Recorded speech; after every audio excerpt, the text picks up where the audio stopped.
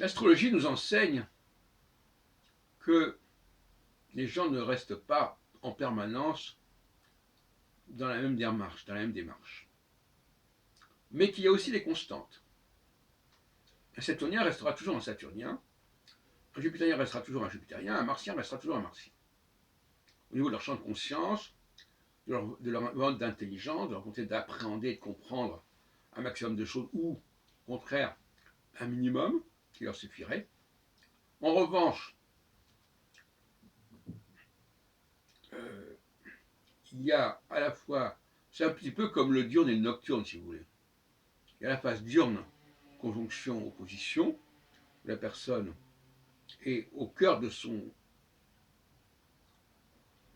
sa vocation, de sa mission.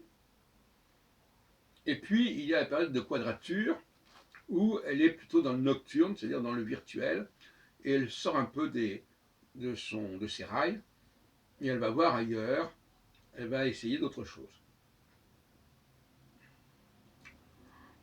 Donc quelqu'un qui passe par une phase de quadrature, et ça n'a rien à voir avec la théorie générale de la quadrature dans le thème natal, enfin, en tout cas, bon, c'est une forme de dissonance tout de même. Oui.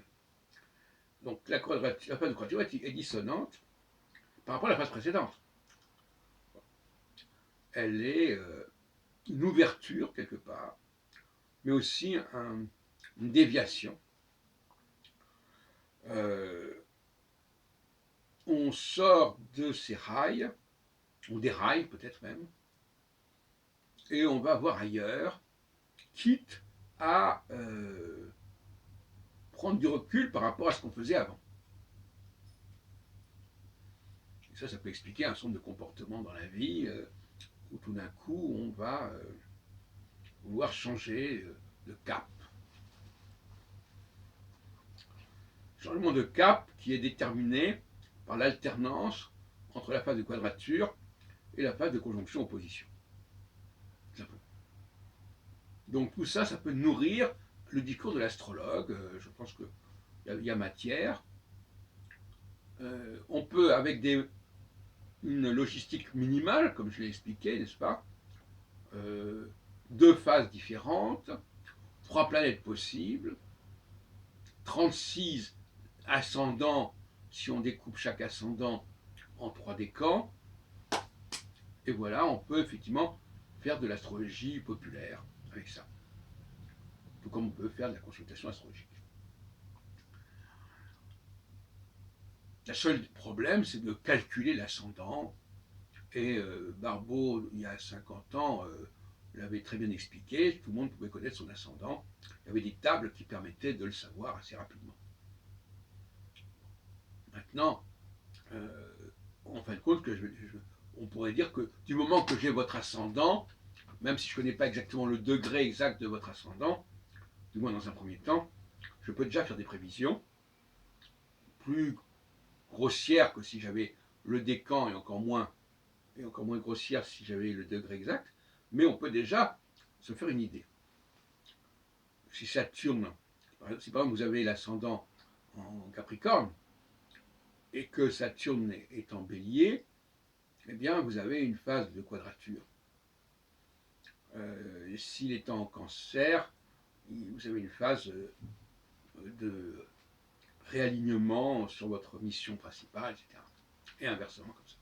Et successivement et alternativement. Donc c'est un jeu qui n'est pas très compliqué, qui n'exige pas beaucoup de connaissances. Il faut évidemment avoir accès aux éphémérides pour savoir où se trouvent les planètes en question à un moment donné.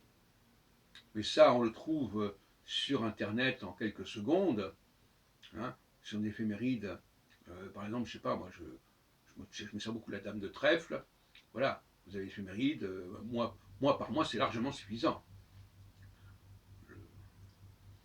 Donc, calcul de l'ascendant, il y a des tables qui le permettent, détermination de la position de la planète en telle et telle et telle année, puisque les phénomènes vous suivent sur un siècle, par exemple.